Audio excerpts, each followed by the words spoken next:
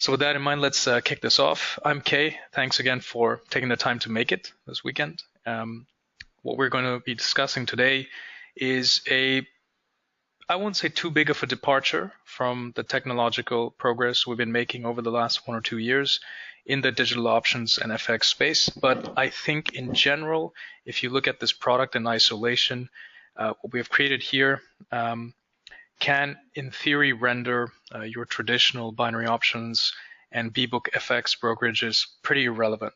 The technology is pretty unique. So yeah, welcome on board. And I'm going to walk you through the technology step by step.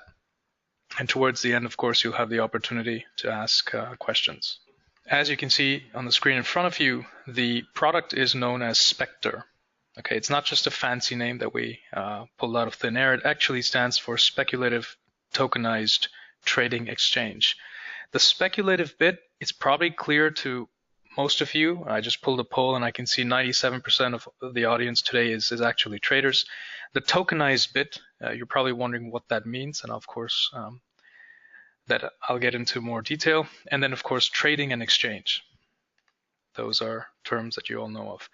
Let's start with discussing the problem. What exactly is it that we're trying to solve? There are two markets, okay, that are suffering at the moment because of broker fraud. All right, and a lot of you, I'll say probably over 50% of you, if not more, have firsthand been scammed in a very bad way to varying degrees. You know, some of you maybe only lost a few hundred, some of you have probably had their life savings taken from them. And we know how much the problem has increased over the last 3-4 years, right? Despite regulation clamping down in Israel and in Cyprus and parts of Europe, the problem just seems to be an endless bucket. So let's start with digital options, all right, also known as binary options. To give you a rough estimate of the size of how big this market is, now this is based on actual audited data. This is coming from the Tech Financials listing prospectus. If you recall, Tech Financials listed on the London Stock Exchange just 2 years ago, 2-3 years ago, and they're obviously in deep trouble. Roughly speaking, in 2015 and 2016, annually around 2 to 3 billion US dollars of deposits were deposited by, we estimate, anywhere from 200 to 500,000 traders around the world in those 2 years. Okay, and the volume traded in binary options per year is around 30 billion.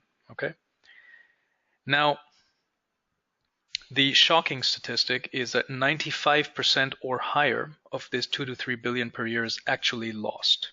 Okay, and I shouldn't say lost specifically. I would say out of that 95%, maybe around 70%, 75% is genuinely lost. And that's because people don't know how to trade. At least the people that trade binary options, digital options, and foreign exchange.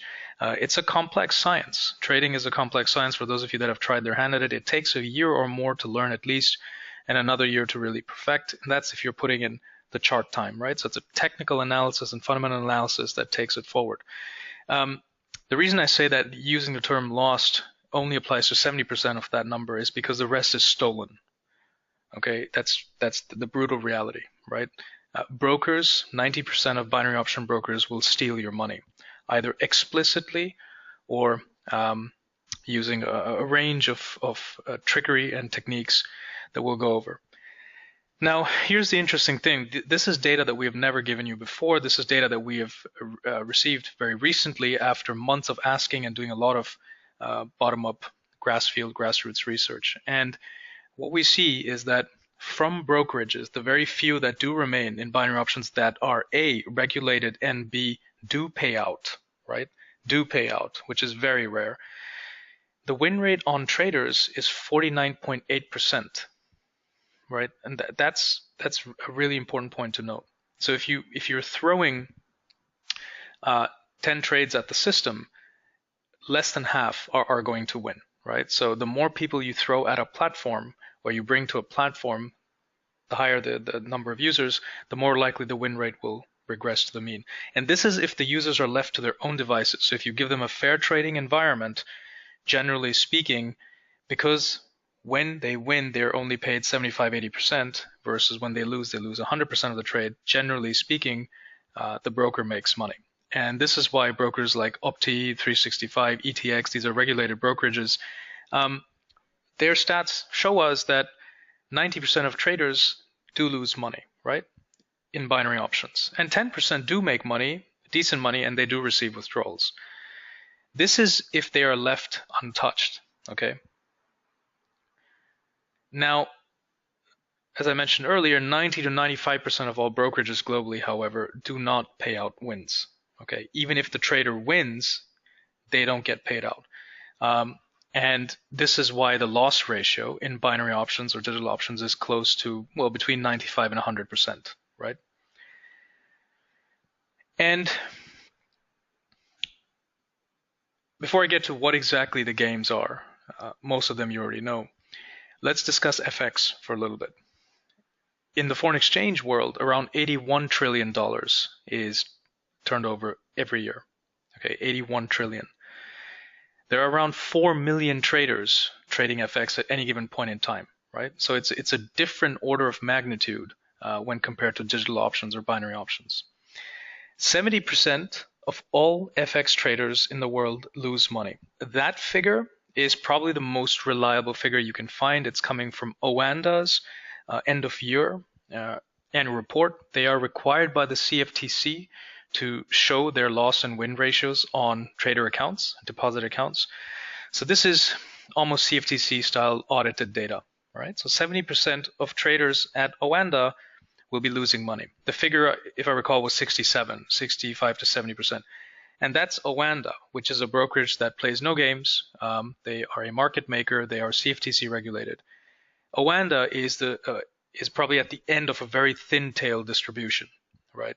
Generally speaking, if you move towards the middle of the distribution, the bell portion of the distribution, you will find what is known as the bulk of the industry, right? The scam brokerages like FXCM and Iron FX and all those huge scandals that went down in the last few years and many more keep cropping up.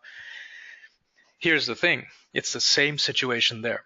An FX broker can do one of two things with your money. They can be legitimate and they can be a STP, known as a state through processing, okay? State through processing broker that literally takes your trades and forwards them using a bridge into the wider exchange market, okay? Where you have the big guns like Deutsche, Goldman, etc. And this way, they only take a small spread, but there's no conflict of interest. Unfortunately, a very small portion of the industry is actually this so-called straight through processing or A-book in the FX industry, okay? The bulk of the industry, because it's more profitable for foreign exchange brokers to trade directly against you, okay, is known as the B-book industry, okay? B for Bravo, A for Alpha, B for Bravo. So at an A-book broker, which is a CFTC regulated Oanda, right? Probably the behemoth in the industry. They're the biggest. I think they're $1 billion company. They have a 70% loss ratio. That's when traders are left alone to their own devices. The loss ratio is 90% or higher when you have the B-book traders, okay? The B-book traders are basically like binary option bucket shops, right? They will trade against you. Now I've basically defined the problem, okay? The problem is billions a year. It's not a problem that's 10, 20 millions. And the problem is getting worse. Very recently, you had some major news that came out in Finance Magnets and in some other publications online where you saw binary option brokerages had stolen money to a magnitude of $250,000 from a few entrepreneurs. One actually ended up killing himself, and this made all the major news stations in Canada. This was a Canadian individual, and we covered it as well on the Bears. And this just goes to show that it's not like the problem is flattening out. It's not plateauing. It's actually getting worse. You see articles and articles written by The Guardian in the UK talking about how UK pensioners are falling prey to this scam, which is not only digital options, but also FX. These brokers are unscrupulous. They have too much control over your funds.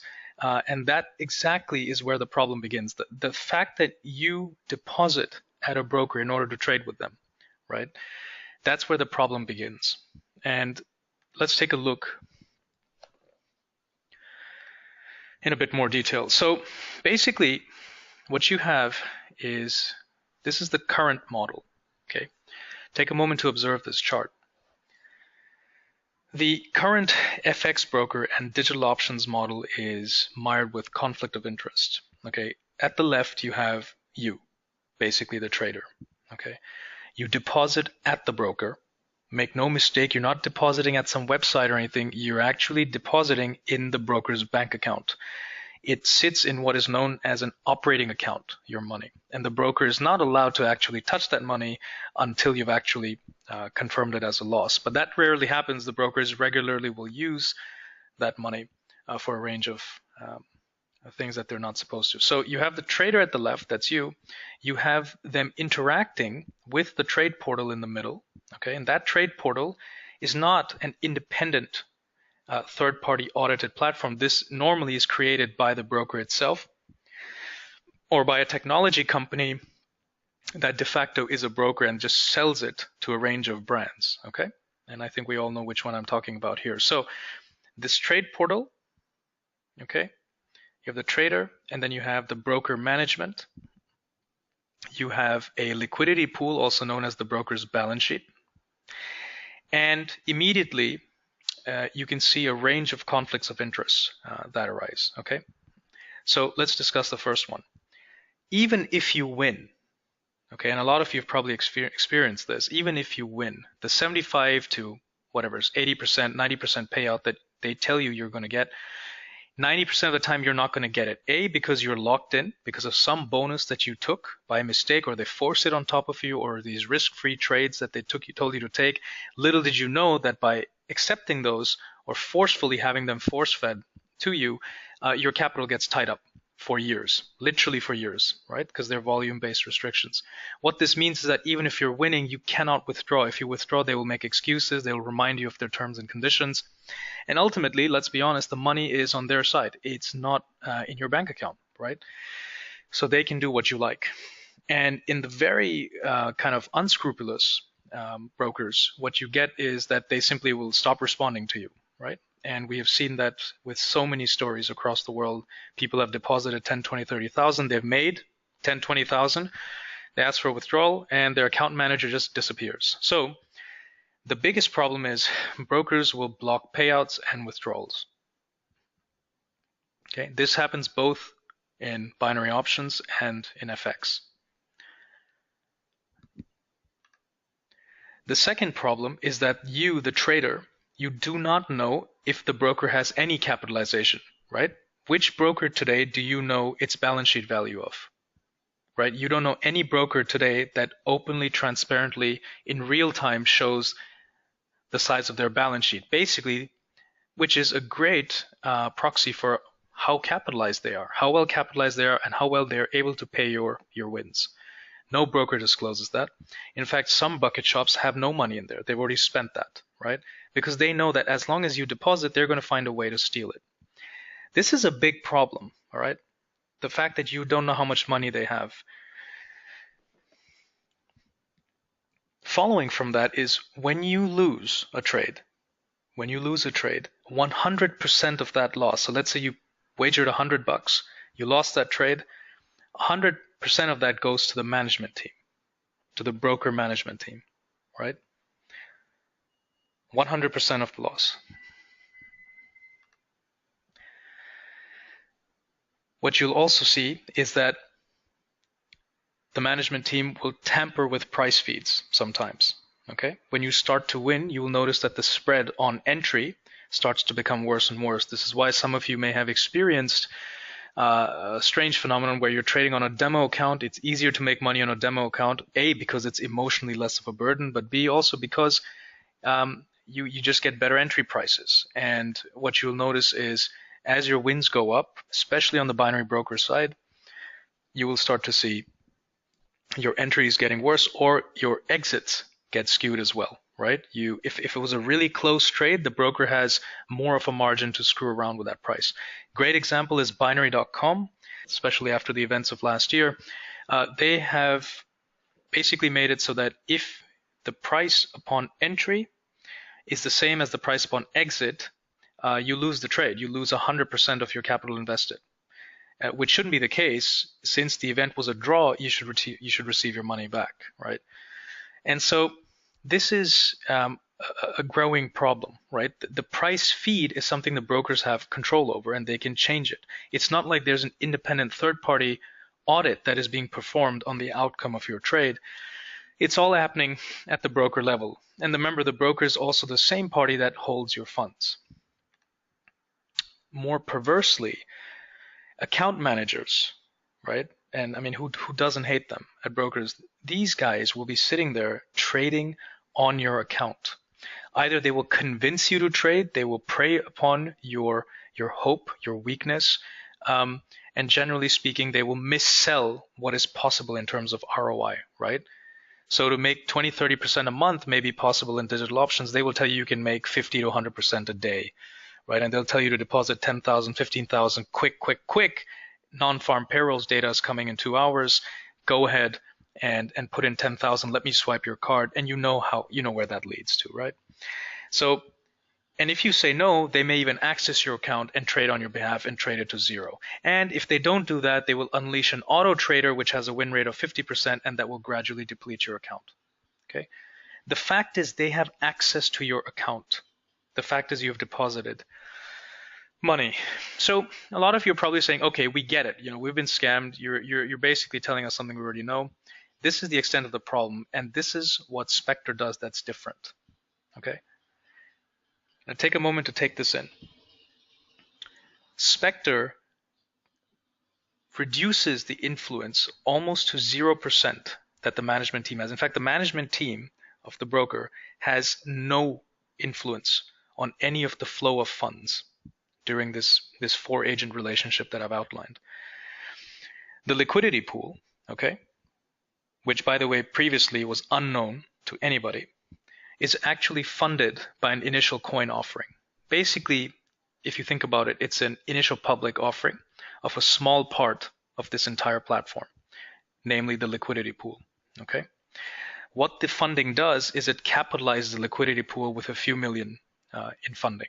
The range is typically anywhere from 5 to 10 million. I've given an example figure of 2.5 million, but it adequately capitalizes, if you will, this entire broker setup. Okay.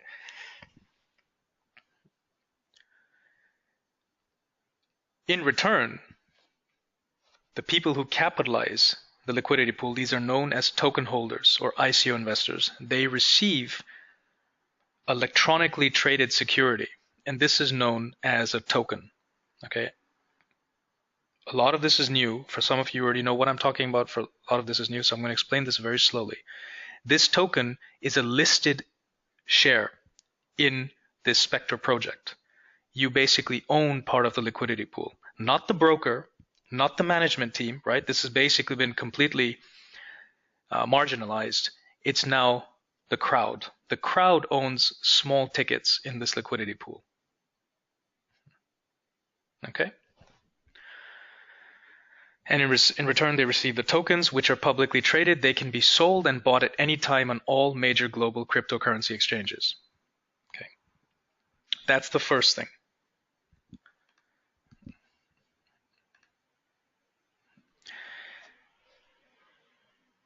Now comes the second part. In the previous model, or in what you want to call the existing, a contemporary binary options broker or FX B-book broker model, 100% of a trader's losses become the gains of the management team, right? In this case, in the SPECTRE model, there's just a 2% operational fee or a technology fee, if you want to call it that, for basically powering the whole platform.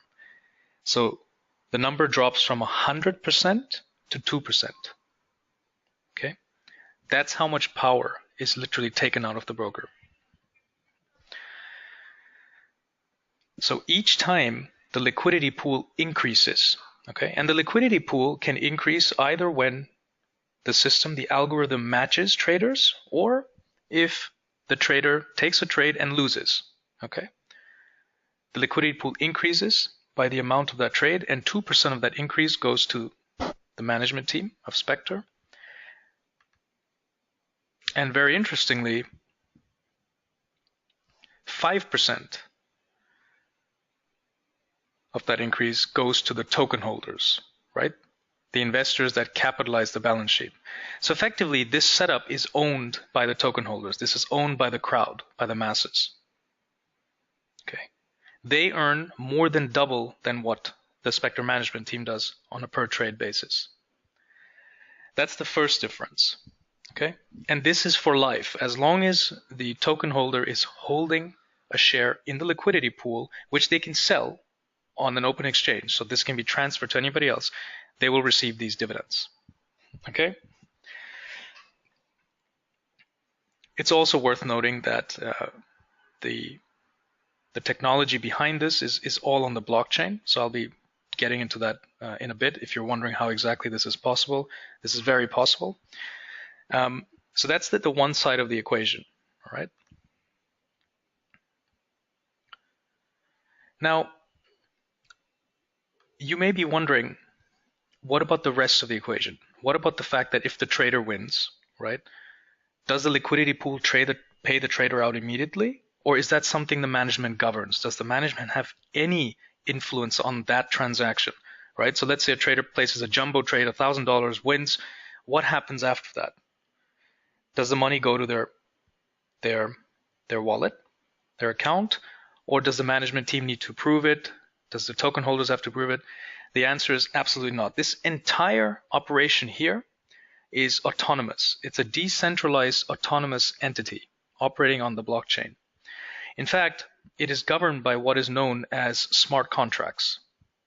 Okay? These smart contracts dictate, they're basically lines of code, immutable, that can't be changed once they're unleashed on the blockchain. Okay? They're written and then they're launched. And once they're launched, they're basically stored across a network of thousands of servers. Okay? I'll explain that in a bit again, but try and get this around your head now because this is an important step. This pink thing that you see here, this pink triangle, this is a smart contract.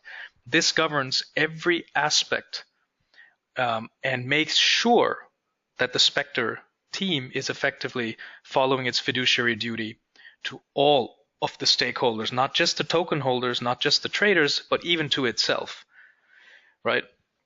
This is really important to note. Let's go step by step. So the first thing to note is when a trader takes a trade, that transaction is verified. Okay, it's verified that the trader has enough money to place the trade and it's accepted by the system. And at that point, the outcome is monitored. So let's say the expiry is 10 minutes. After the 10 minutes, the smart contract will check the price in the open markets. Let's say the trade was in euro, US dollar, or British pound, Japanese yen. It will receive that information independently. It's not information that the SPECTRE management team can send it. The smart contract can only receive it from an external third party. This means it is impossible for the SPECTRE management to fake the prices or tamper with price feeds. That's the one very important thing. When it realizes that the trader has won the trade, immediately the smart contract will instruct the liquidity pool electronically. There is no possibility for human intervention to basically pay the trader instantly. If the trader has lost, the trader's wallet has been debited immediately. The liquidity pool gets funded by that gain. 2% of the gains go to the management, 5% as dividend, as I mentioned earlier, go to the token holders. All right. This entire process is governed by the smart contracts. Okay, I want to reiterate, there is no way for the management team or anybody to hack into the smart contract and change the code once it's launched. And I will explain to you why that is the case and why that makes this a foolproof system. And in order to explain that, I will need to explain to you the blockchain theory. But before I do that, let me just also tell you one really important point about SPECTRE, which makes it unique. So far, I've shown you earlier all the points of failure, right? The pressure points in the system, which is where the broker can tamper with your account. They can tamper the price feed. They can refuse withdrawals, all those things. That is because you deposit with the broker. That leap of faith, that trust that you entrust the broker with, that's where all the problems start. The beauty about the SPECTRE model, because it's built on the blockchain, is you don't deposit with SPECTRE. The money actually never goes to the SPECTRE bank account. Okay, that means deposits, the whole concept of deposits no longer exists. The money actually lies in your Ethereum private escrow wallet. It lies in your own smart contract, which no one has access to but yourself. Okay. So again, the concept of deposits do not exist. Okay. The smart contract governs outflows and inflows into your wallet. Okay. But again, the code in the smart contract, which is audited, can't be changed once it's unleashed on the blockchain, which means the management it's theoretically impossible for them to go inside and say, hey, let's deplete these accounts. Okay, that's the beauty. So I think now is probably a good time for me to explain what the blockchain is. Again, probably a lot of you know what it is, but I'm going to assume that 50% or so don't, so bear with me here. And when I explain this, you also see how smart contracts fit into the whole picture. So a blockchain, in this case, I'm going to tie it to this trading example. We're using the Ethereum blockchain, which is the world's second largest blockchain. You have the Bitcoin blockchain, and then you have the Ethereum blockchain. I'll explain after this why the Ethereum blockchain for this purpose is better. Now, this blockchain is a decentralized network of servers. Okay, that's all it is, servers, mainly devices, but most of them are servers, around 22,000 of them around the world. And what they do in real time, as quickly as they can, is they keep confirming transactions, okay, and self-monitor each other for any discrepancies in these transactions. I'm going to read this paragraph again, okay? So this is the first time. I'll have a second pass at it soon. Each server out of these 22,000 and growing contains a copy of a transaction made anywhere in the world on any other server. So it's impossible for one server or a few to try and cheat this transaction, okay? Therefore, the blockchain, in the case of SPECTRE, is like a police, okay? It's like a police that confirms each trade transaction, whether the trader won or not, and if and how much to pay the trader or debit the trader, or debit the liquidity pool, right? This code is hardwired into smart contracts that when unleashed on this giant network, this Ethereum blockchain, they cannot be stopped because they're immediately copied on all servers, right? Any discrepancies in code means those servers are immediately ignored for that transaction. The code is therefore what is known as immutable. It cannot be changed, which is why we are doing a very, very onerous task over the next 3 months, auditing the code, and we're getting independent auditors to audit the code again and again. There are 2 or 3 layers of audit because once it's launched, it can't be stopped. There's an element of Terminator to this as well. Okay. For those of you that are questioning, yeah, but is the Ethereum blockchain legitimate? Well, the price of Ethereum today is 260. It peaked at 400. For those of you that remember in the rooms, I think Josh and the guys were shouting about it when it was at $10 last year. The Ethereum blockchain today is valued at around 25 billion. And here's the beauty. This blockchain and this smart contracts, this server network doesn't only deal with SPECTRE. This deals with a range of over 65 industries, right? Applications on the blockchain are increasing every day. The transactions on SPECTRE are just one out of hundreds of thousands of transactions every day that will be governed by the blockchain. So it's not like a blockchain we have set up specifically for SPECTRE so that we can game the entire system or scam it. This is the public blockchain. There is no way to scam it, right? This is the beauty of the system. So I'm going to read through this paragraph once again. So I can imagine, I know it gets frustrating, but it's important for me to read this again because this is a concept that takes a few weeks to get around your head, what exactly the blockchain is. I'm going to read it again and then we'll move on.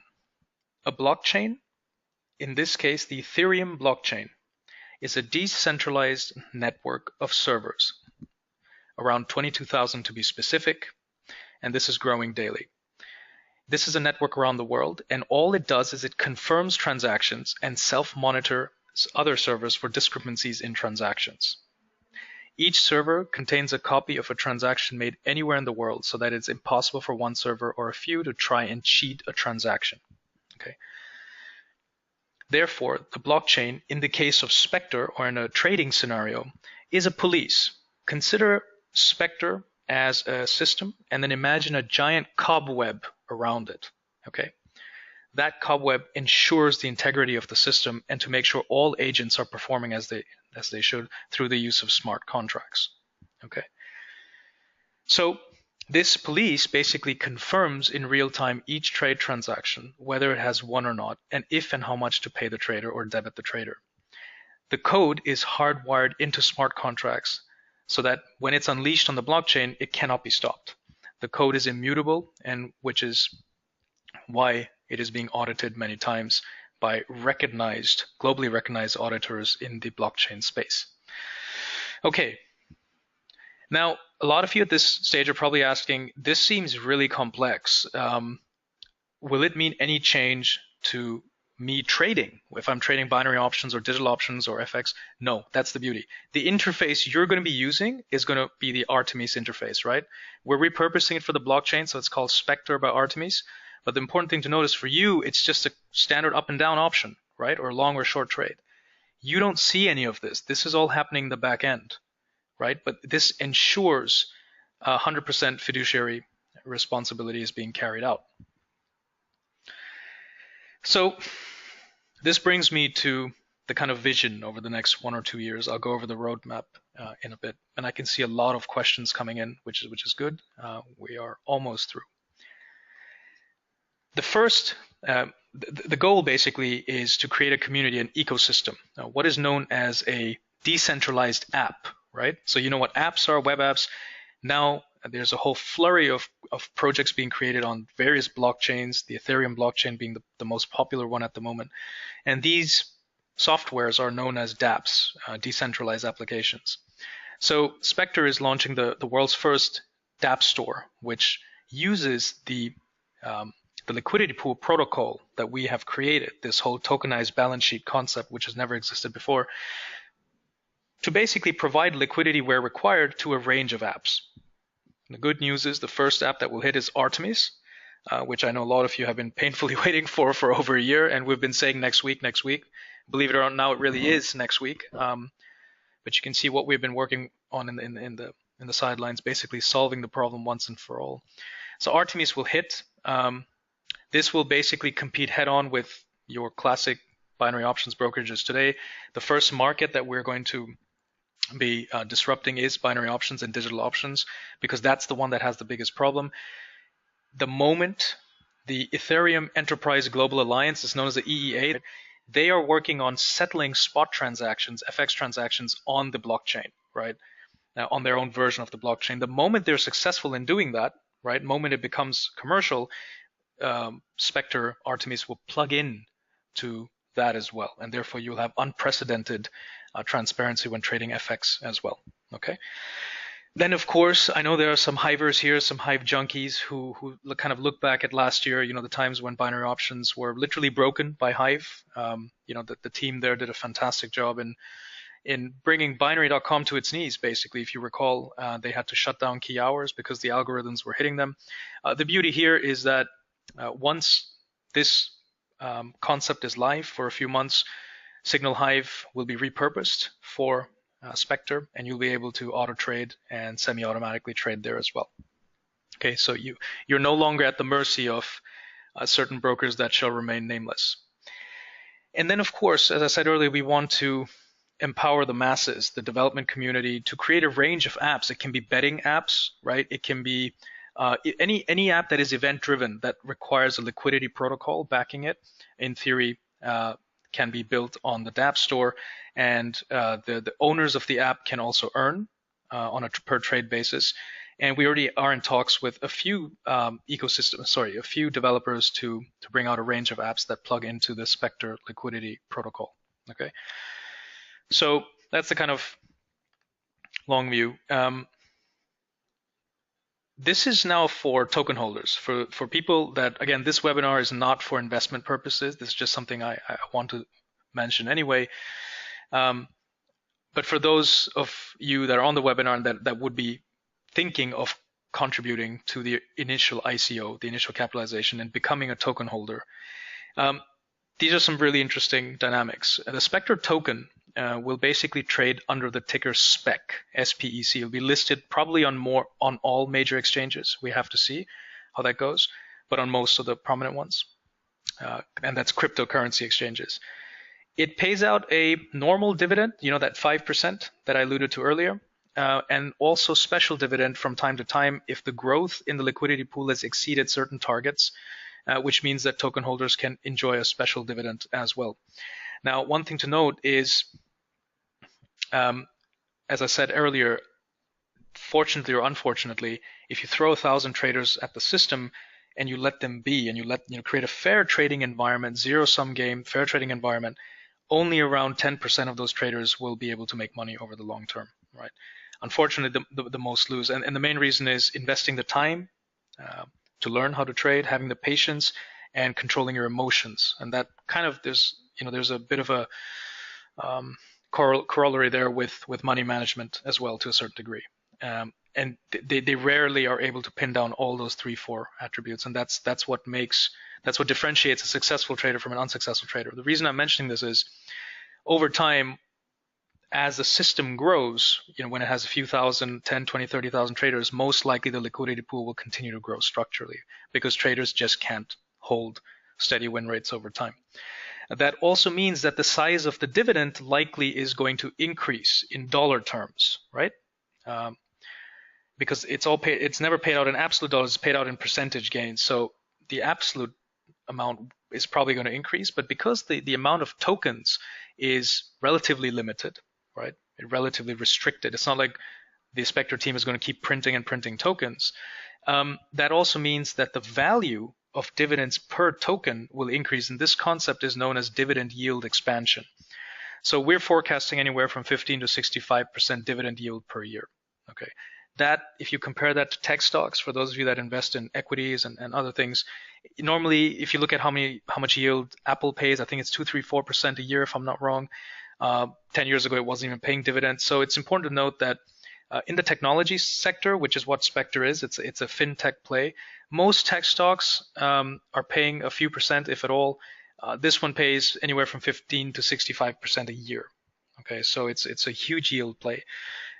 Having said that, I am also legally required to remind you that this is not investment advice, okay, but I'm just letting you know these are the token mechanics. Another thing to note is that Artemis and Signal Hive and some of these smaller apps may be powering the liquidity pool at first, but in the long run, our plan is to massively grow the DApp store, right, where we crowdsource the development, just like Apple did with the App Store, to get more and more apps on here and power this pool. So that's a good thing for the SPEC token, the value of the SPEC token. Okay, so this brings me to give you a bit of a vision on where we're headed. A lot of the development has been done for the actual Artemis platform, which is being repurposed to the blockchain, which will be known as SPECTRE, basically. We are looking at a private alpha launch somewhere in the next 10 days or so. And we're probably going to be, and we've already started the development of all the smart contracts that I mentioned earlier. We're looking at our initial coin offering. The ICO is probably going to happen in October to November of this year, latest December. The ICO being the bit which means that the liquidity pool is capitalized and the project is a go.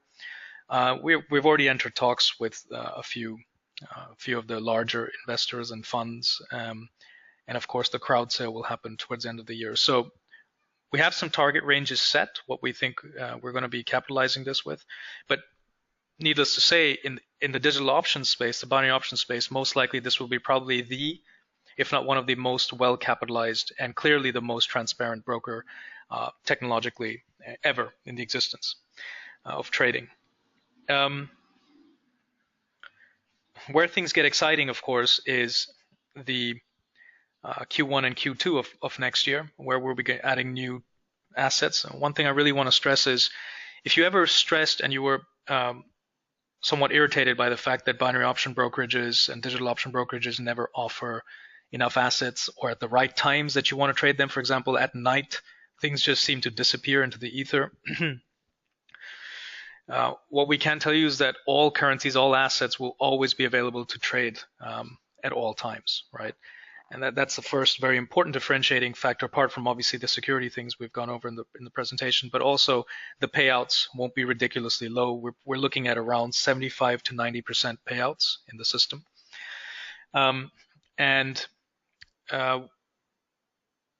Immediately after the ICO, we are filing for FCA regulation, BaFin, and most jurisdictions that we can. Although it is an autonomous system, this thing, it's still always very good to have as much regulation as one can.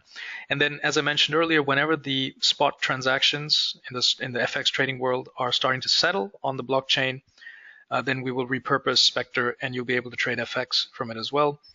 And also sports betting, right? We have every intention to enter general betting as well, not just limit ourselves to financial betting.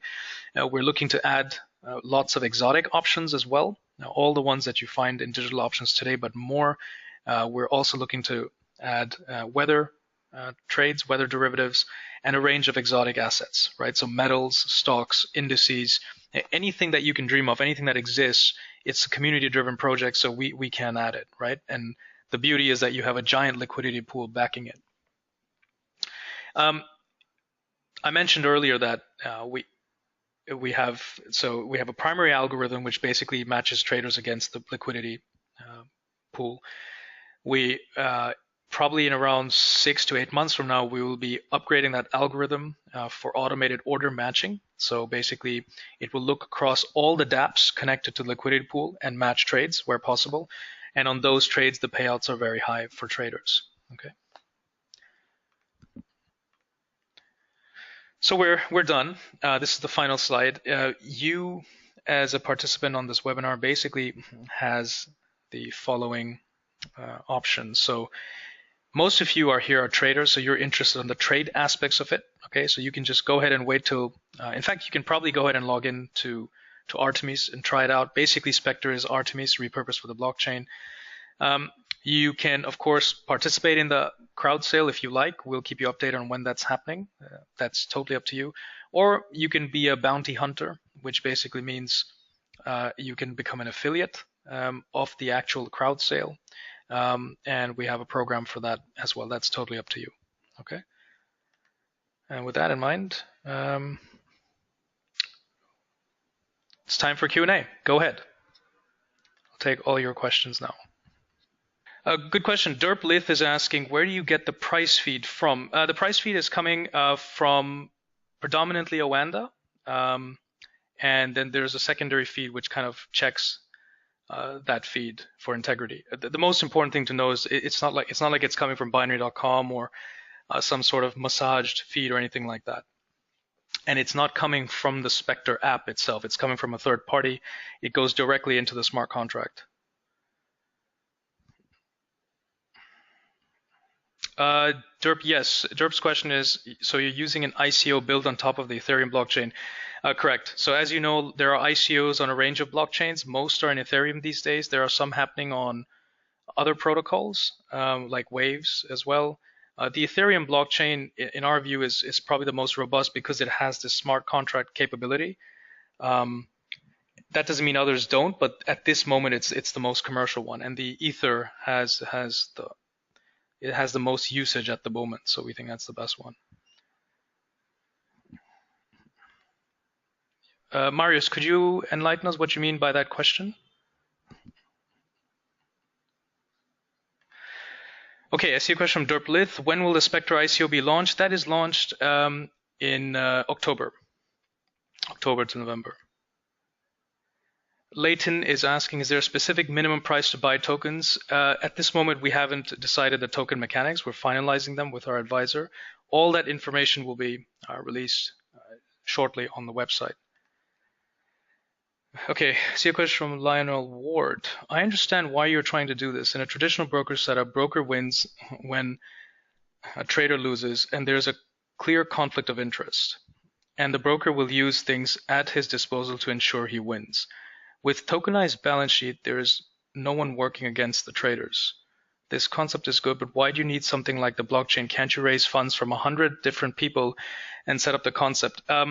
No, the problem is if you raise funds from 100 people, it's still centralized. Those 100 people can be bought over, their shares can be bought up, and there is no ring fence. There is no actual police checking each and every transaction, right?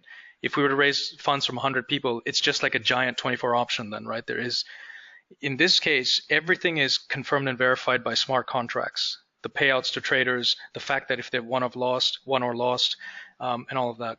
See a question from Michael Hodges. Check with Michael Freeman first, as I think he owns weather derivatives. No, he does not own weather derivatives, Michael Hodges. Michael Freeman is a known industry scammer, and he created a product which he says uses the sun to predict movements in prices. Weather derivatives are 10, 20 years old. They're a proper financial instrument that some of the big banks use. So no, anyone can launch weather derivatives or digital options on derivatives. There are no what you would call rights or patents on them. Sure, Michael. Feel free. So this is the. I'm really glad you have a million questions. This is the place to ask them. Okay, so Derp is asking, where can I find the Artemis platform? Artemis is currently in a private alpha. We've invited around 20 traders. We're basically stress testing it. When it's ready, we're basically going to launch it for around a month, and then basically it will be converted to SPECTRE by Artemis, which is basically the blockchain version of Artemis. Okay. To give you a background, so with Artemis, you'll have the ability to connect to one or two the good guys, right? The good brokerages, but you'll have the option then with SPECTRE to basically connect directly to the liquidity pool. Okay, I see a question from Leighton Whiteley. Can you be on both sides, trading and bounty? Yes, Leighton, fantastic question. Actually, we would encourage that. So the thing is, you see, you're our community. You've been our community for years, and we're not that, this is an informative webinar, right? So this is by no means a call for investment. We'd like you to trade, stress test the platform, and you can be a bounty hunter, right? So if you know people who want to participate in the ICO, that want to capitalize the ICO, or you simply want to be friends of the project and you want to start trading, we have an affiliate program in place for that, a pretty rewarding one. We pay in tokens, and in certain instances in cash as well. All right, so a question from Stavros Tusios. DAO and Ethereum, great idea. Onto the questions. Sorry, there's a few. I've put them all together. Absolutely, Stavros. Wouldn't expect anything less from you, my man. Give me a second.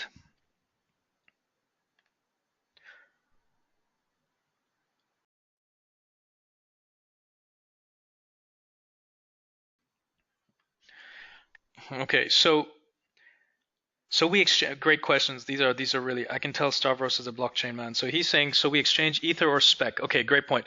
The SPEC, we've kept it very simple. SPEC is the token, right? That's the bit the dividend shareholders receive, and they get dividends on that, right? That's it. You use SPEC for nothing else. Yes, you can sell SPEC on to someone else, like you'll be selling shares. You don't use SPEC inside the platform. I know a lot of companies are using tokens as in-game currency. We think that's a deeply flawed mechanism. I won't get into details behind that, why that is, but there are risks to that. In our particular instance, SPEC is completely split from trading. You trade on the platform in Ether, okay? Ether is very liquid. It trades close to 800 million a day. So instantly you can convert between Ether and dollars anytime you like. Very soon after the launch, we're partnering with a major Tether company. Tether basically allows you to trade in dollar equivalents, okay? Dollar currency equivalents, which are verified on the blockchain in SPECTRE, okay? So you have no FX risk. First, it'll be Ether, but then over time, you'll be able to trade those. And over time, we'll also be able to, will allow you to trade in different cryptos. Okay. The second question I see here, again, is from Stavros. I suppose one could exchange Ether anywhere. Yeah, absolutely. I mean, Ether is deeply liquid, so you can exchange it anywhere. Kraken, Coinbase, Poloniex, if I dare mention them. Okay, great question from Stavros again. Who regulates this? I suppose the Forex market pool has nothing to do with this market pool here. Great question. So the first thing to note is that the SEC has just formed their opinion on what constitutes a security just last week. And the FCA has opened up a sandbox, a blockchain sandbox, which is great news, which means that the entire FCA, apart from obviously dealing with all the complexity surrounding Brexit, is dealing with regulating blockchain. We are very early on the curve, right? This is something that one could launch 2 or 3 years from now, but we're doing it because the technology exists. The regulation has yet to catch up, okay? So the way it will work is we're getting legal opinion on the regions where we are basically going to ICO. That could be Switzerland, Estonia, London, Singapore. We're still determining the final jurisdiction. The most important thing to note is that we will still apply for regulatory licenses the moment they have blockchain regulation in the fintech space, right? They're just working on that. The moment they have it, we will get it for sure. In the meantime, because SPECTRE would still be considered a trade facilitation service, so to put it, although we have no control over your deposits, although the management, basically, the broker doesn't exist in this scenario. I think we can definitely apply for an investment license with the FCA, which is our plan. It's part of our roadmap as well. Okay, see another question. Yeah, so Stavros is asking, this pool is separate to the Forex pool. Absolutely. So the thing is, this pool basically, however million it will be at first, we project probably between 5 and 10 at first. This will cater to digital options first, and the moment the FX market is ready to settle transactions on the blockchain, then what will happen is that we will allow you to trade from SPECTRE directly with the counterparties, directly with the wider FX market, which by then is settling the transactions on the blockchain, right? Now we'll need to see which blockchain they choose. We know that the Enterprise Ethereum Alliance is creating a blockchain that's very similar to Ethereum, or it's built on top of the Ethereum blockchain. But to avoid congestion or scalability issues, they may create a private blockchain, and that's okay because SPECTRE will connect to that for FX trades. So in answer to your question, so it'll be using this liquidity pool for digital option event-driven transactions, and then the wider market for FX transactions when it's ready. Right now, we can't connect SPECTRE, which is blockchain-based, to off-the-grid solutions, right? We can't tap into the wider FX market because there is no protocol that translates spot transactions on the blockchain at the moment. All the transactions are done off the grid. So once they bring them on the grid, SPECTRE will connect to that. Okay, great question from Stavros. What if Ether or SPEC price declines? Okay, so here's the thing. The SPEC price, which is basically the SPECTRE token, the listed share, which you can buy and sell as an investment, carries risks with it. It has all the risks and all the rewards that you would have if you're investing in any early stage company, right? So that's something you need to be very aware of. We will make you very aware of those risks. We'll have a separate webinar discussing the token mechanics. All I can say at this point is if you look at a lot of the tokens out there in the ICO space, around 5 paid dividends, of which none are in our space. So it'll be a very unique play. And it's a pretty steady stream because trading is very addictive. And it's basically allowing you to bet on the house, bluntly put, right? So you as a trader, if you want to trade, you can also own the token to hedge your trades to a certain degree. Nowhere nearly a perfect hedge, but the point is that there is a dividend yield protection on this particular security, right? Now, if SPECTRE was not paying dividends, then it would be much more open to volatility, right? Because people are like, why should I own SPECTRE today? I saw the liquidity pool drop by a bit. But if they know there's a dividend coming tomorrow, they're going to be less likely to sell it. So there's a bit of what we call bubble protection or dividend protection. In answer to your question, what if the price declines? Yeah, the price declines, you can take a hit, right? It's like if you invested in Ethereum or BTC, if it declined, you would take a hit. If the Ether price declines, the way you can hedge against that is just keep the concept of deposits don't exist in SPECTRE, right? But what you can do is there is a withdraw button, which basically moves your funds from your private escrow back to the original place where you sent it from. But because both places are in Ethereum, in the currency, you're not really going to be affected by the FX. The only time you could be affected by the FX is in the following scenario. Let's say you don't have any cryptocurrency. Let's say you come to this platform and you deposit $1,000, all right? You have to, well, I shouldn't say deposit. I'm so used to using the old term. You you park $1,000 in Ethereum in your wallet. You trade, and let's say you trade for a month, and during that period, if the price of Ether drops, let's say by 30% or whatever, then yes, if you convert back at that point back to dollars, you will take that 30% hit.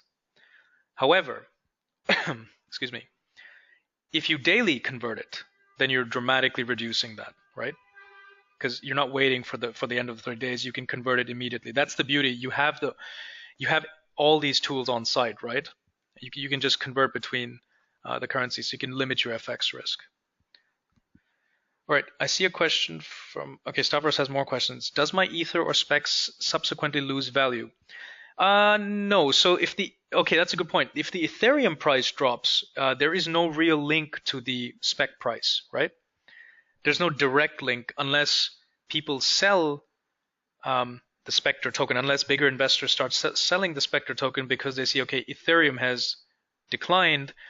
Because Ethereum has declined,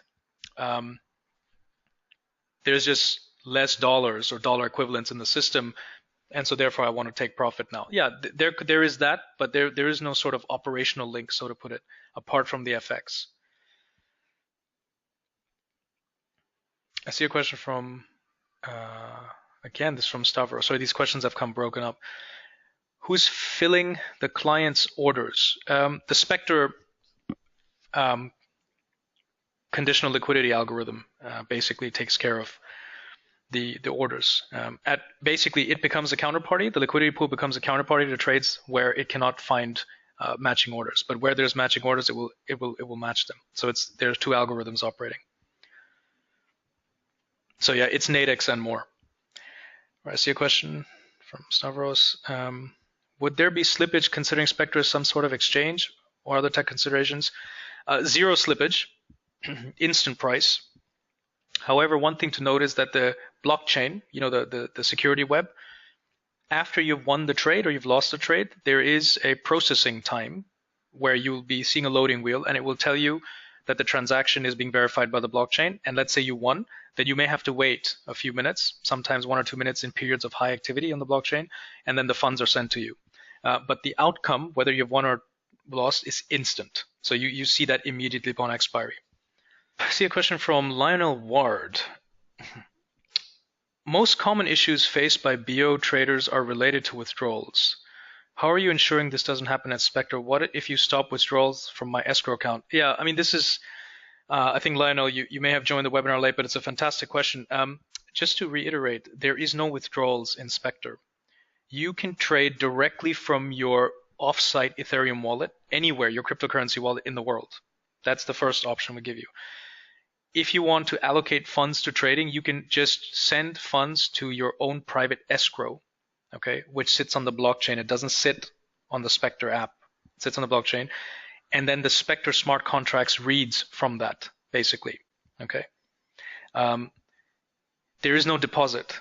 The whole concept of depositing would mean that you're sending funds to the management wallet, and that's just not something that can be done.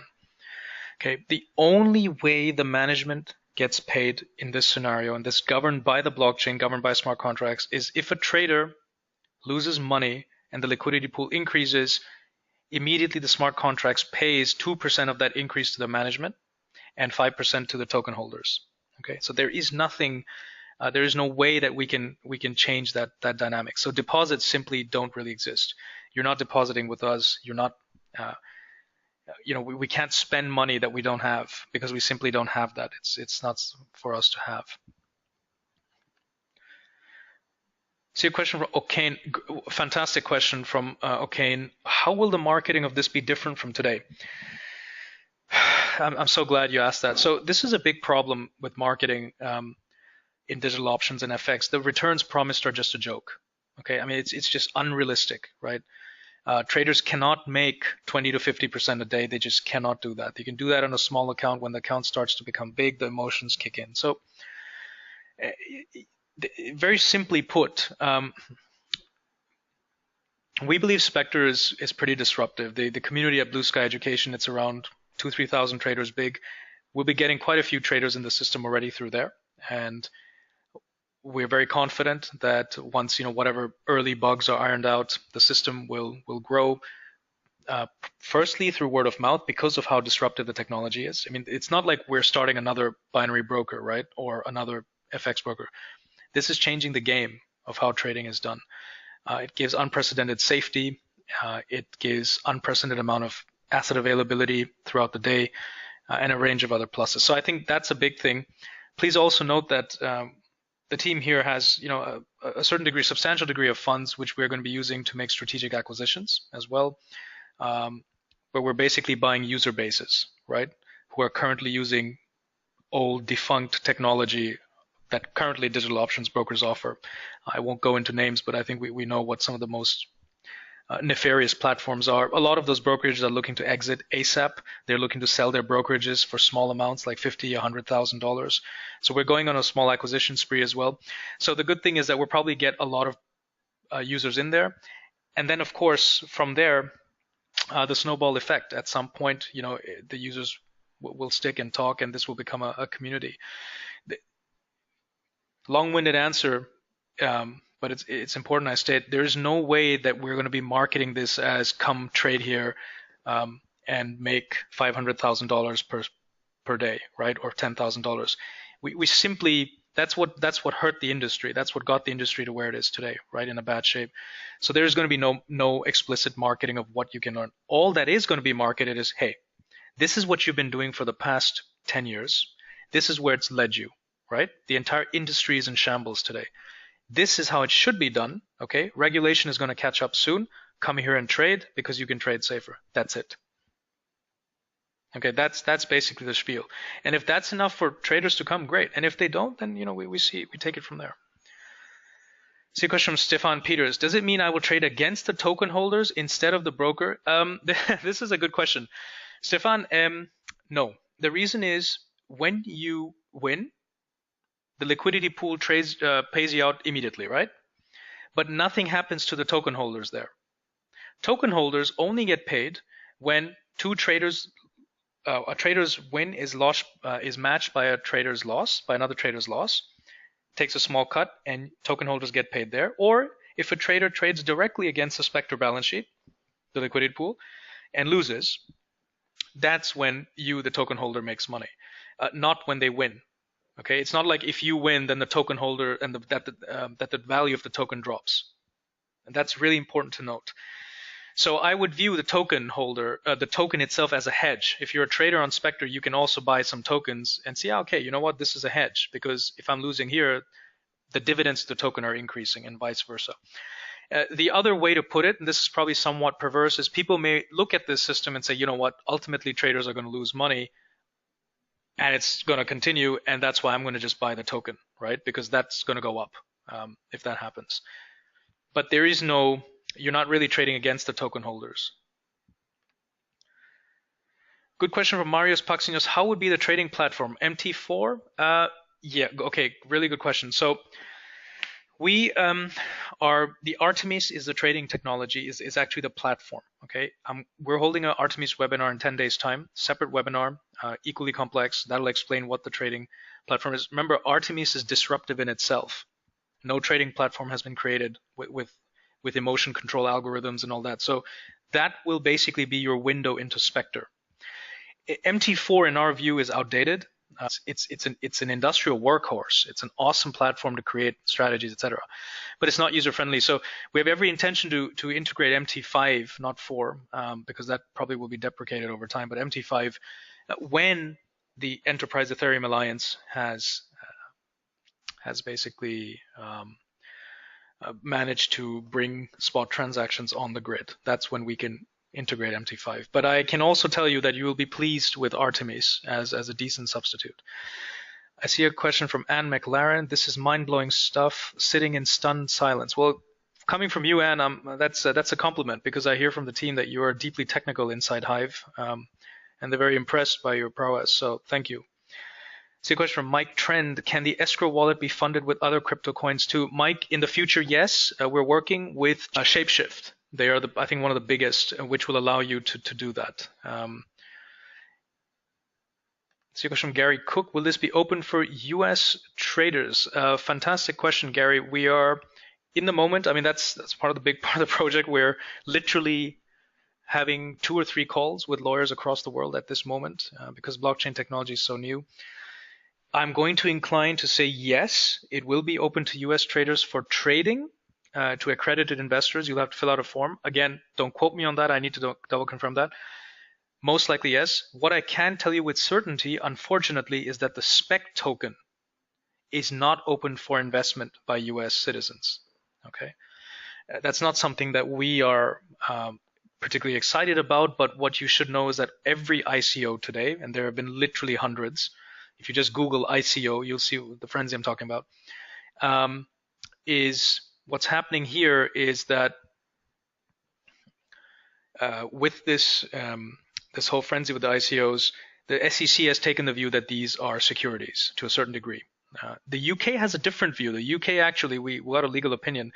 They say that they're not interest bearing, they don't have any leverage, and since you pay them out before 28 days, they're actually a spot transaction, so they go under the radar, which is great news for us. But for US citizens, you know, the CFTC is a bit extra hard. They want to protect them, and therefore all ICOs are closed to investment. We hope that changes in the future. Very, very powerful people, such as Tim Draper, who runs Draper, Gewertz, and Fisher, which is one of the world's biggest venture capitalists. He invested in the Bancor ICO. You may have heard of that. Bancor raised 183 million, by the way, in their ICO. To give you some background, we're looking at a target raise of somewhere between 5 and 25 million. It's still early times. They raised 183 million in their ICO. And Tim Draper is an American citizen. He invested in that ICO.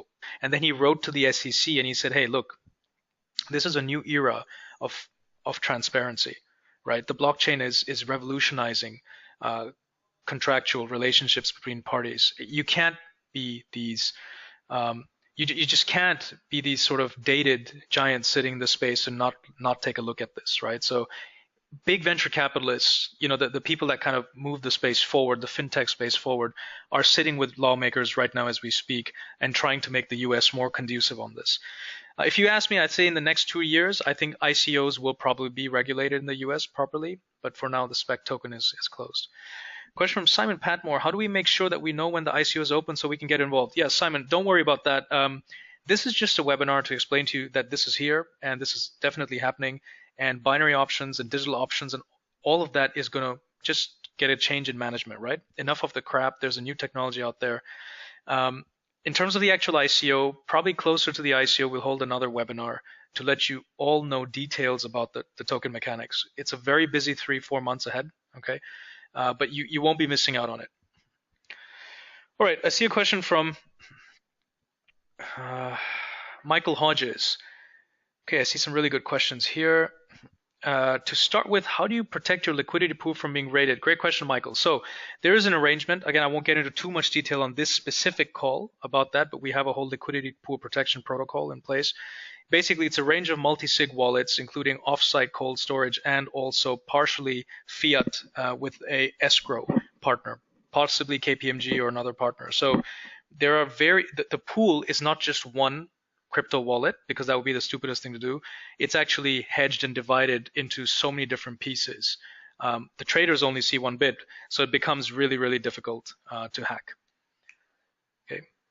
Think of a ship like a submarine, or basically like a giant Titanic, which actually sunk, but it has all these different airlocked places, right? So part of the chambers can fill, but it still keeps the whole thing floating. So similar principle. Your second question is contract size limitations to start. Yes, because the technology is new, of course, there will be contract size limitations. Basically, we have, by the way, we have a team behind this that's some of the same Blue Sky team, but we have also recruited external people. There's a significant budget for this. And we have a person who's dealing with liquidity and risk management who basically at first, we're going to be limiting contract sizes to palatable levels, you know, a few hundred, and then that will expand as well over time for sure. We project, I think it was in year 2 or year 3, that the biggest trade will be something like $50,000 or something like that, or 100,000. But just to be clear, you're not going to be coming to Spectre trading $1 million digital options, right? That's just moronic. So for the masses, the contract size here will be more than enough, the limitations. Okay, example, say Blue Sky trades 1 million a trade for the MOC trades after hours and sucks up all the loser liquidity. Yeah, it's a great question. That won't happen, Michael.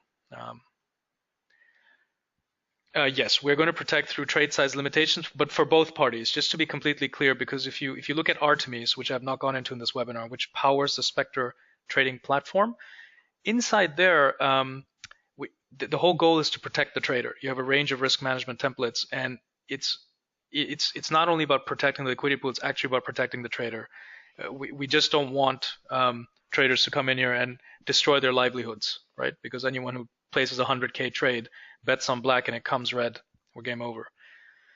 But yeah, fantastic questions. So a question from Richard Anciado. What about the liquidity pool becomes too small? How will it be handled? Yeah, the liquidity pool will have various tranches, as I answered to Michael, of which you will see one part at any given time. When that part reduces of a certain amount, money from a second tranche will pour into that part. And in terms of how big the actual liquidity pool is, that information is transparent at all times. One thing to note, however, and it's very important that I mention this, and I think this kind of goes back to what I mentioned in the start.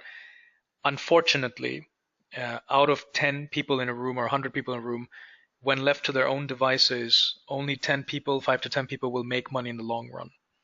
So the liquidity pool, it's very unlikely that it will decrease over, let's say, 2-3 days. Most likely, yeah, it could decrease over a few hours, like especially what Michael said during the MOC, which is an easier period to trade.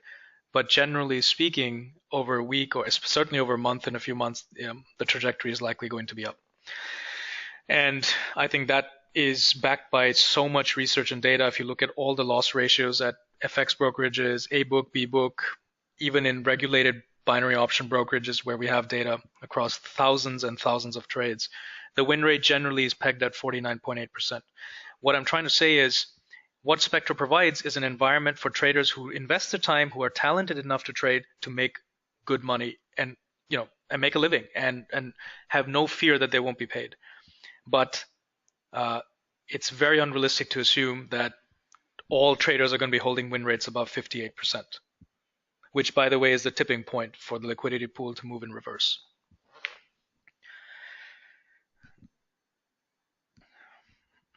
Okay, so you're going to Marios Paxinos. How would be the trading platform like MT4? Yes, Marios, I think I answered this earlier. The platform is actually Artemis. Okay, so your question from Michael Hodges. What is the min trade type, such as 1 min, 2 min, 5 min? What kind of time offerings and binary types will you offer to start? Excellent question. Glad you brought this up. So it's basically, binary.com. We think that they offer very diverse schedule, asset schedule and expiry schedule. At first, we'll start with, I think, around 28 pairs and currency pairs and 2 metals. And we'll probably, the minimum expiry will be 5 minutes at first, going all the way up to, end of day or end of week. But you can time your trade end, right? So you can say 6 hours and 6 seconds from now, and et cetera. So we'll give you that. In terms of the 1 minute and 2 minutes, we absolutely want to open this up. But the only issue is that we just want to double check how that works with the blockchain transaction efficiency, the blockchain transaction speed, sorry. So 5 minutes is something that we can do, shouldn't be a problem, but 2 minutes, 1 minute, we will need to kind of compare notes there. Look, we have a significant research and development budget post-ICO for this. So in the long run, we want to add every asset that we can literally here, right, with every expiry. But to start, it'll be 5 minutes and all expiries. Okay, I see a question from Steve Hill. Is there a maximum number of tokens that we released, or will there be a cap? Good question, Steve. At this moment, again, we haven't finalized token mechanics, but we're looking at around 100,000 tokens, of which the pre-sale, we need to again determine with our ICO advisor how much will be released at that point. They've advised us to keep some tokens in cold storage or freeze them with maybe releasing them in a few years later to possibly either fund the liquidity pool more, which I doubt will be required, or possibly for further expansion. It's something we still need to decide, but at this stage, most likely there will be a cap. I see a statement from Marius Paxinos. Mike Freeman is a big scammer. Yep, that seems to be his general Wikipedia definition these days. Bless him. Okay, I see Steve Hill. Great presentation, lots of info. Digest. Yep, take your time. See a question from Michael Hodges. The weather question was a joke, by the way. Oh, okay. Okay, I get that. Yeah, I was wondering because weather derivatives. Yeah. Marius Paxinos, how would be the trading platform like MT4? The platform will be Artemis, which in our view is superior to MT4. It's certainly easier to trade from. That goes live very soon. You can come in and test it out. Yes, Marius, Artemis is a trading platform. I see a question from Lionel Ward. Are there any other binary option brokerages on the blockchain, and will you be having any license to operate? Yes, we will have a license to operate, whichever regulation offers a license to for blockchain-based trading portals, which again is a very, very new thing. We will have that immediately when we can. Just to be completely clear, we want as much regulation there's possible, but we can't force regulators to move quicker. But we would love for it to happen. With regards to your first question, are there any binary option brokerages on the blockchain? No, nowhere near. There are no digital options or FX brokerages on the blockchain at this moment. Okay, I see a question from Derp Lith. So the funds for the liquidity pool come purely from ICO investors. How would you deal with a big portion of investors stepping off? Yeah, okay, this is a good point. Derp, just to know, once the funds are in the liquidity pool, if the investors sell the SPEC token, that doesn't affect the funds in the pool. Those funds are there for life, right? Those are there for trade backing. So investors can step off, but that won't impact the liquidity pool. Okay, I see a question from Ingmar Newworld. It reminds me a bit of collective health insurance model. An epidemic, malaria, yellow fever can seriously hurt the collective money pool. Now, some brokers ban social trading, which is a thing that they can't stop, I believe. How is this liquidity pool protect against epidemics? Read social trading copying. Good question. So this is the thing. The social trading, when it works, as we saw with Signal Hive last year, you remember September, October, November, the incident that we call Binary Gate, which brought down binary.com, right? Because they were losing, I think, $20,000 a day or $30,000. They hate that, right? Although they make over 50, 60K a day, they hate losing money. The question is basically, how powerful is the system, right? The system can have signals which are winning, over 60%, etc., and that's great. The traders can make money. If the number of dApps, decentralized applications connected to the liquidity pool are large enough in terms of user base. So if we have, let's say, 10,000 users and they're all trading with a range of different apps, and then you attach a winning social trading system, it can be accommodated. Yeah, it would just mean that the liquidity pool's growth slows, right? But don't forget, there's so many traders where the system can match traders. So they can match a winning trader with a losing trader's losses. Just transfer the funds and take a small cut, which is what Nadex does with some liquidity provision as well. So that's where we aim the most of the pool growth to come from, that activity, right? Where the pool still takes a small cut. And yes, the system can, because the pool will be pretty substantial in size, it can accommodate a social trading group with profitable signals.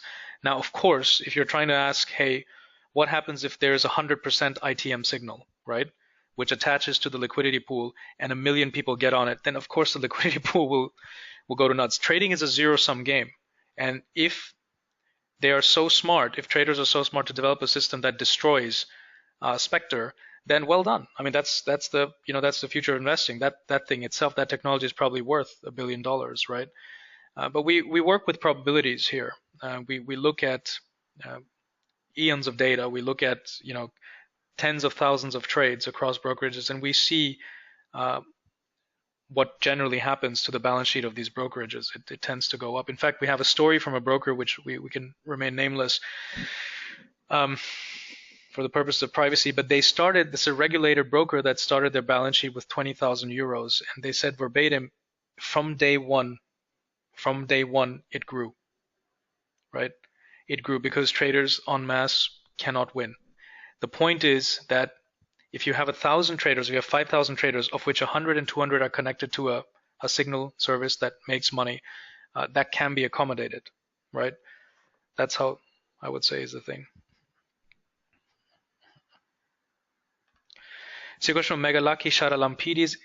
It's been amazing to be here. Does this mean that all the Oanda-based Hive analytics will become tradable with SPECTRE?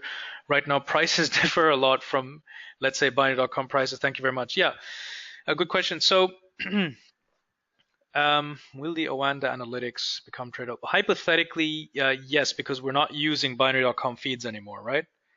But in theory, the gap here should be lower. You're right.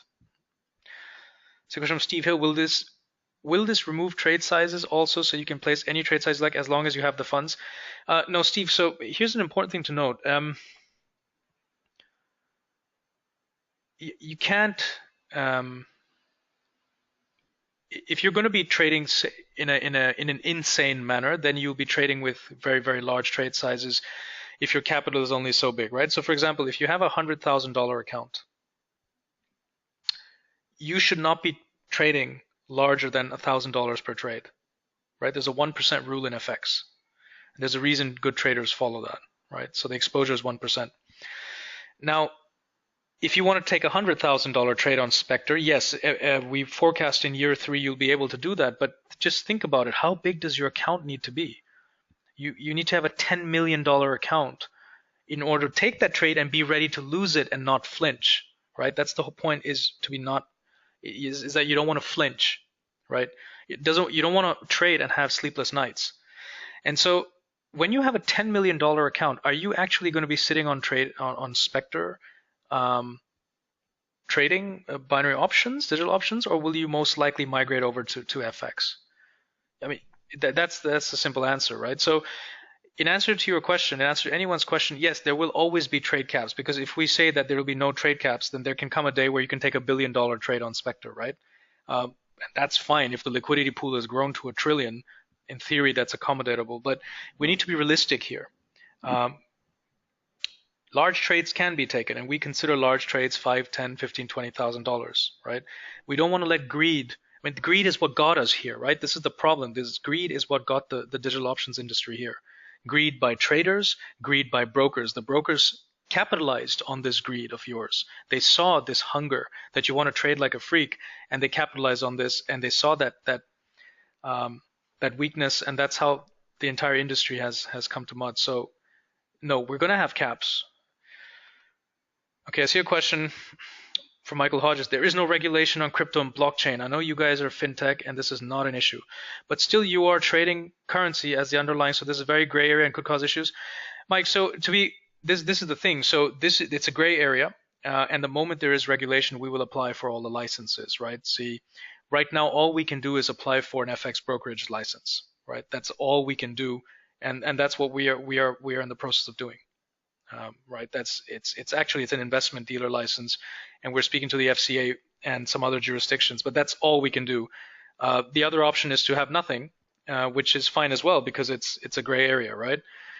But the regulation needs to catch up, and that's when we can move. We can only move as fast as regulation.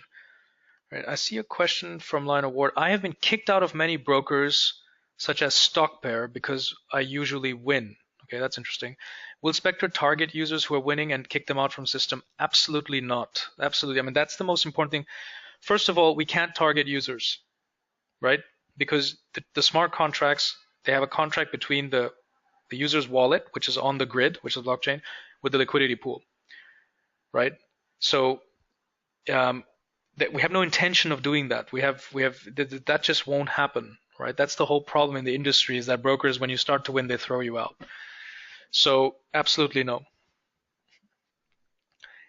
I don't have my forecast here, but if you all head over to spectre.ai, you will click on the white paper and go on the forecast. There's a dynamic model, and you can read there the forecast for year one, you can see that we're actually forecasting 21 million in dividends to be paid out, right? Or sorry, was it 19 million? It was one of the two. I don't have the model in front of me, but you can go through the model yourself.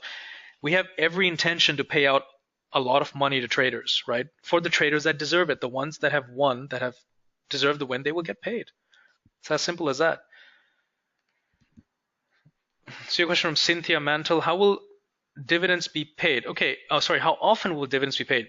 Ideally, at the end of the day, ideally trade by trade, but we need to see, we don't want to put an unnecessary burden on the Ethereum blockchain, so we need to basically find a decent balance. I mean, probably end of day, end of week, something like that, but very often. They will basically accumulate, and then the SPEC token holder can log in and just withdraw, if that's the right term, if one can even call it that.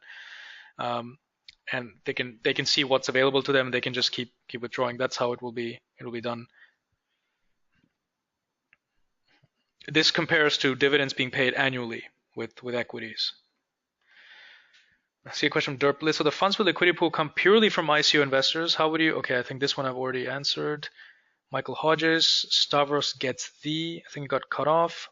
I see a question from Marios Paxinos. Robert Eck is asking, how are the brokerages reacting to this? Will they try to follow your path? Great question. Robert, so here's the thing. We haven't informed any brokerage. We have received an investment from someone who runs probably one of the best and safest brokerages, who loves the technology, who believes that this is the future of digital options trading and even FX when the time is right.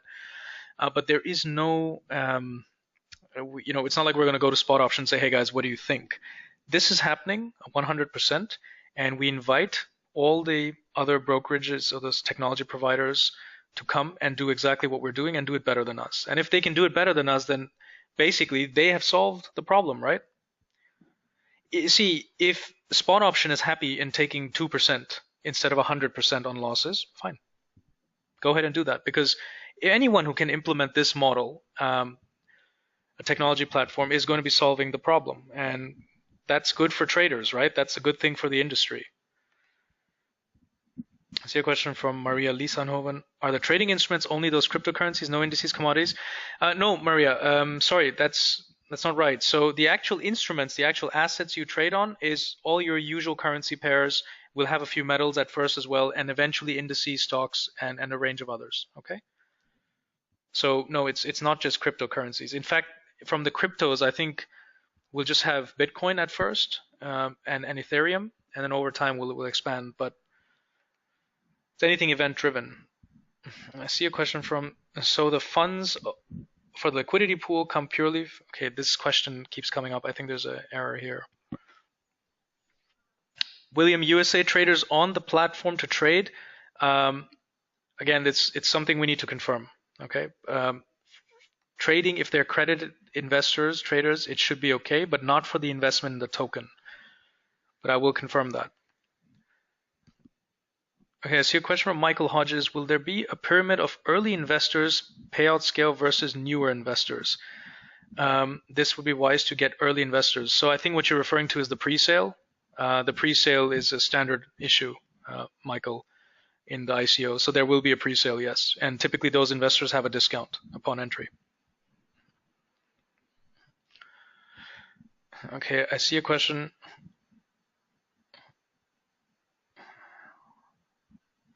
So from Derp Lith. So the funds for the liquidity pool, again, this question keeps repeating itself. Don't know why that is. Okay. See a question from Leighton. Will the trade size be capped as well for added protection? Yes, Leighton, the trade size will be capped. And again, you can set these caps inside the SPECTRE platform for yourself. Okay, I see a question from Peter Baxter. Hi, I've just joined your webinar. I thought I'd get a reminder. Are you posting this on YouTube? Yes, Peter, this will be posted on YouTube. See a question from William Brent. Yes, there is a recording for this, William. No worries. I see a question from John Astrom. Great question. How is the pricing of the BOs determined a Spectre determined algo? If so, wouldn't the SH Signal Hive users have an advantage as Spectre owns Signal Hive? No, 2 points on this, John. And thanks for asking that question. Firstly, the pricing is the average bid ask price coming from Oanda. That's something you can verify. You can go on their website, just pull up their API, you can see it. So when you compare that, you'll see there's no scamming there. As for the ownership, again, that's not right. So this is, they're members of the team that are on Spectre, but the big portion of Signal Hive, firstly, it's a different entity. It's on a different company. Spectre is not part of Blue Sky Binary or anything like that. So there won't be any of that.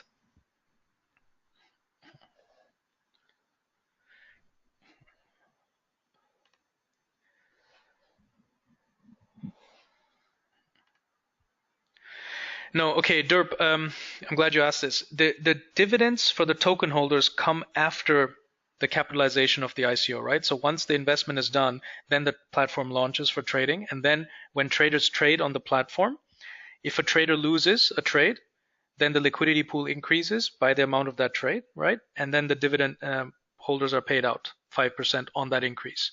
Or if the traders are matched, a losing versus winning trader, then the liquidity pool takes a small cut and pays the dividend holder. That's how the dividends are paid on the actual trading. I see a question from Richard Ansadio. Will the FX, betting, and other dApps share the same liquidity pool? Fantastic question. The other dApps, like betting, possibly insurance apps, casino apps, all that stuff will share the same liquidity pool, but with this conditional liquidity algorithm that we've developed. So we can actually, it's pretty unique technology. It's actually pretty exciting to talk about. How Nadex has to match traders, like there has to be a Euro-US dollar person going long versus a Euro-US dollar person going short, and they have to match. We can actually match cross assets, right? Cross expiries, that doesn't matter anymore. So that's pretty cool. So yeah, it will be across dApps. For the FX side of things, it's a bit of a different animal because there you have already a very large liquidity pool in the multi-billions, literally every hour, every minute. So once again, when the banks are ready to start settling FX spot contracts on the blockchain, then that is when we will connect directly into that pool, if that makes sense. We would not need to provide this liquidity pool for that because there's already a much bigger one that exists. Good question from Stefan Peters. Can I still trade on binary.com with Artemis? Yes. That's the good news. So Artemis will exist as a separate product. You can use that to connect to binary.com, ETX, Markets World, all of those brokers, and you can continue to deplete them.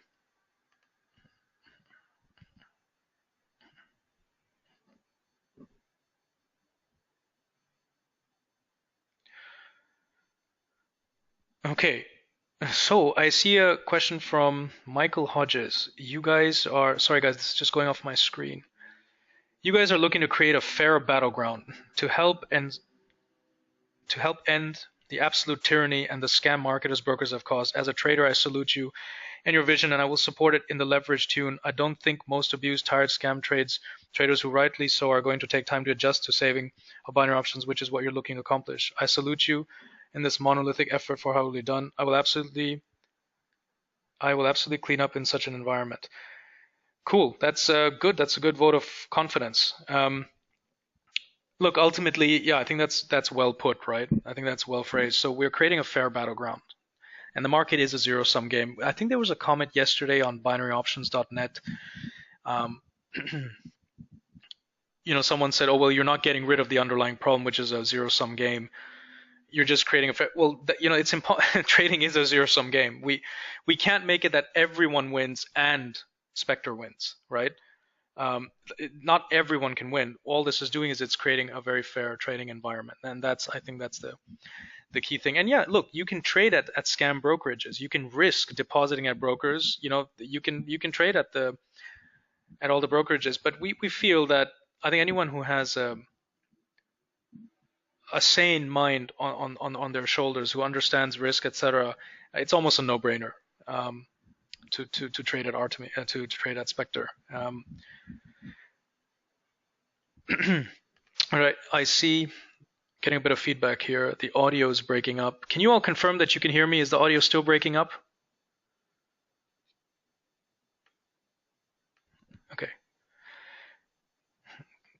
Kay, your audio is breaking up. A lot of feedback. Mic issue. Your voice broke up.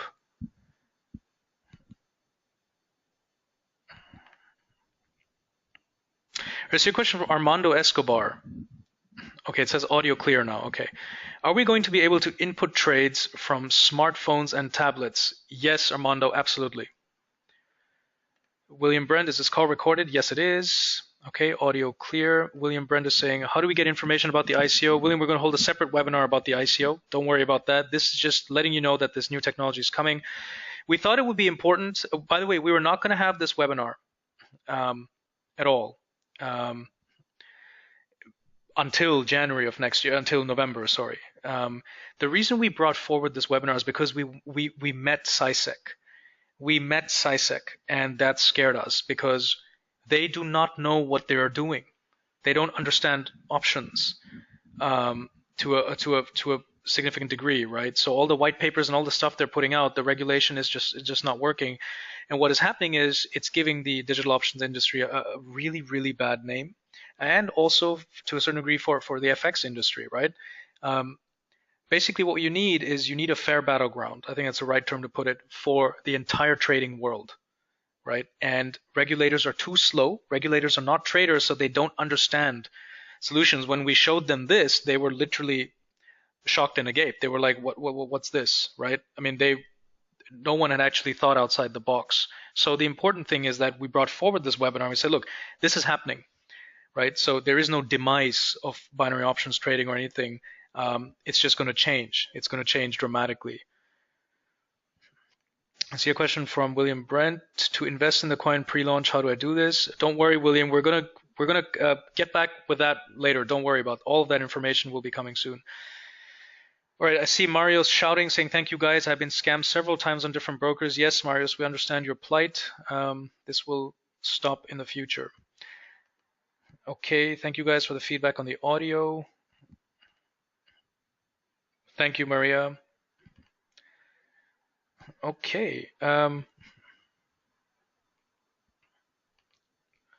Good.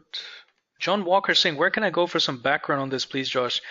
Yeah, John, you can head over to the website. A few points to note is that Josh and crew, they're not working on this. So this is a pretty important thing. There is our head of research and development, Otto, and Nikitas, and we have two other people who are blockchain engineers, and Zio and myself are kind of heading this up. And we're actually recruiting a team. We're going to be expanding very significantly post ICO with a substantial budget. So we look forward to getting kind of early evangelists of this technology on board. So get in touch with us, John, if that's what you meant.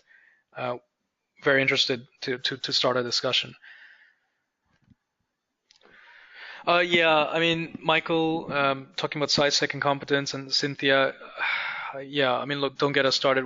With respect to the Demetria, the lady, the head of SciSec, she definitely means well. It's just that she was, just totally up in arms. She had enough. The problem is that the people that sit with them to formulate policy to regulate binary options are brokers themselves. There's a massive conflict of interest, and I'm just scratching the tip of the surface. Some of the things we found out, it kind of doesn't make sense. The point is now, in the future is the blockchain, right? And that's just there's no doubt about the future is the blockchain. Whether it is going to be this particular version of the Ethereum blockchain or a 2.0, because there's always scalability issues. Some of you must have heard about the UASF at the BTC blockchain, where it's been forked off. There's a new version of Bitcoin out there. All of these things are opportunities to improve the blockchain processing speed. And I think what we're going to see in the next 1 or 2 years, don't get me wrong, there's probably going to be knockoffs of Spectre, right? Once people see this, they'll probably want to do it. And the way we see it is do it. And maybe someday our liquidity pools can even talk. We have a protocol ready for that as well, right? So we just hope that regulators catch up quickly. It would be a shame to see regulators kind of still saying, oh, well, this isn't regulated, Yeah, this is probably one of the most important inventions in the history of trading. I hate to sound so hyperbolic about it, but it's true. And regulators need to catch up, because ultimately what you want to do is you want to be able to trade with the market without the presence of a middleman and without the ability or without the need to deposit, right? You take those two things out and you have a very fair trading environment. Okay, Lionel Ward is saying current brokers delay trades during news and when there's high volatility. Will you be doing the same? Will you be closing down Spectre during a specific time period? For example, 10 p.m. to 2 a.m., something like that. No, as I mentioned earlier, Lionel, that's exactly the reason we developed Spectre. If it weren't for Binary.com playing the games last year, right, because Signal Hive was the only social trading service in the world at that point that was raking it in for clients.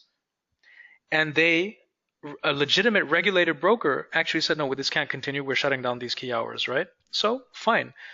And that basically sent a total a lack of confidence vote across the entire community in trading. And that forced us to innovate. And in answer to your question, no, of course, we won't be shutting that down.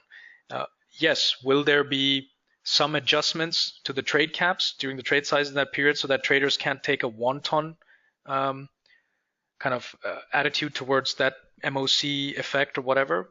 Possibly, but will we be banning or reducing payouts to 50%? Will we be stopping trades going through? Will we be? No, absolutely not. I mean, the way we see it is the following. From 9 a.m. to 9 p.m., traders get screwed every day across the world, right? Millions are being lost. From 9 p.m. to 12 a.m., they should enjoy at least one hot meal, right? And so, yeah, there's no intention to shut the platform down. Again, but what I do want to reiterate is this is a baby, right? Spectre. And it's going to grow over time. And as it grows, its balance sheet grows, so will its trade limits, the type of trades you can take. We have an option creator, an option builder in there as well, which we're working on. All of this will expand. What we don't want you to do is come to the platform day one and say, why is this not here, right? Or why is it? Again, please understand, we're doing this for the greater good, for the wider community. And we expect you to trade on this platform because it offers you everything you have wanted, right? It gets rid of all the crap. But of course, please note that it will launch as a beta, right? It's not going to launch as a final product. It'll always launch as a beta and will always continue to improve. See a question from Les Adams. Will the platform be accessed through VPS? Great question. No, Les. This is actually just a web browser. You will access it through Chrome. And again, it depends on our funding situation post-ICO, but we may also create a desktop client, which is Mac OS based and also Windows based, but web based for sure. You don't need a VPS. Also note that I don't know why, but pending orders don't exist in digital options today, right? The concept of pending orders just seems alien. So Spectre will have pending orders. Artemis already has pending orders, and I think that will make life a lot easier.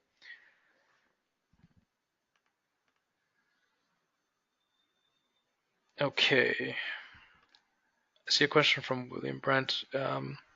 What's the website? Spectre.ai. That's the website. Important point. Please note that during the ICO process, there's going to be a lot of people setting up fake websites called Spectre. The only website to receive any instructions and communication about our ICO, the product, the system is Spectre.ai. It is not any other website. Okay. So anyway, we're going to be putting out a community message, but just take that on board. Phew, okay. That was quite a list of questions. I think we're finally through them all. It's a question from Les Adams. The weakest link for clients is their internet provider. Okay. Yeah, I would recommend a high-speed internet connection for sure, Les. You can use a VPS, by the way, to access it. I don't think that should be any problem. Thank you, William.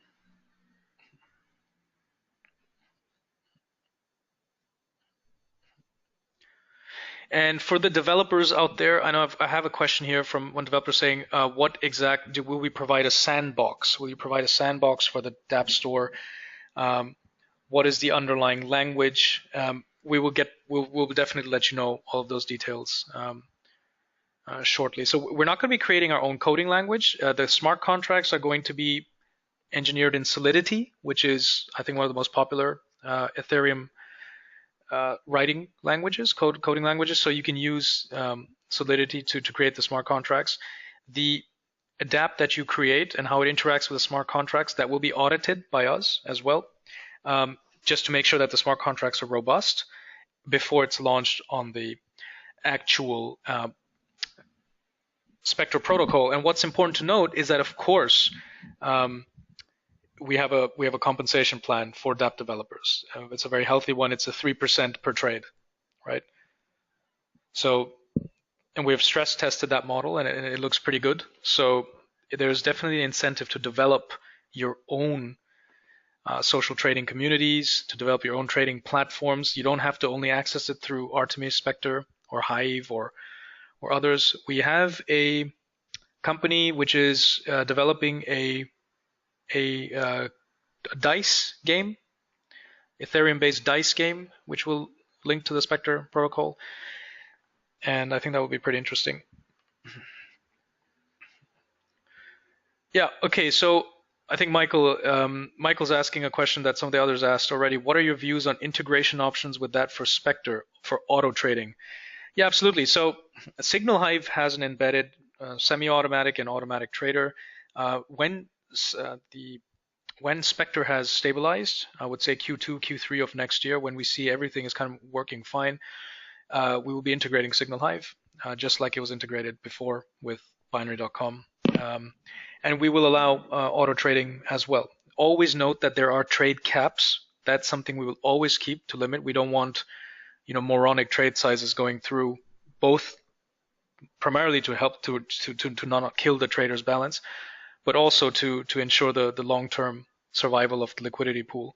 But it's important that profitable apps will be allowed on the system, right? We want traders to also make money.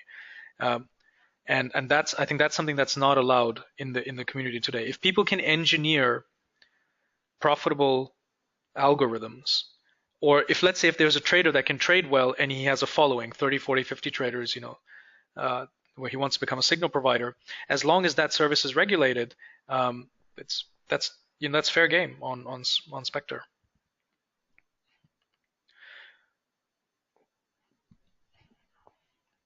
Okay, I see a question here from Novacek. When is Artemis live? Good question. Artemis goes live. It's already live in a private alpha. It goes live in its official beta, I think, in end of next week or shortly the week after that. And that it will connect to 3 regulated brokers. And moment the smart contracts are audited and it's repurposed to the blockchain, then Spectre by Artemis launches. We are looking at probably October for that.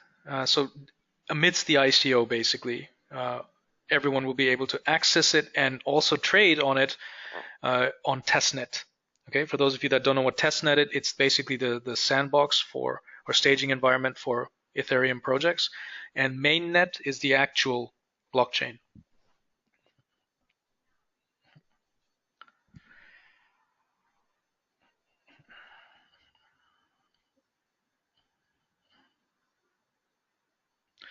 All right, this is the last call for questions, everyone. Do you have an affiliate program? This is coming from Maria. We don't have an affiliate program for the system at the moment. Of course, when it launches, there will be a DApp store where you can build your own apps. If there's going to be an affiliate program, most probably it will be compensated through using the SPEC token. Okay, so that's basically the best route. Okay, look, there's a question from Michael Hodges. Is the bounty the AF? No, Mike, close. Basically, in this presentation, the bounty that we're referring to basically is, let's say you don't want to invest in SPEC for whatever reason, but you have a community or people that believe that want to invest in the SPEC ICO. This is only for the ICO, by the way.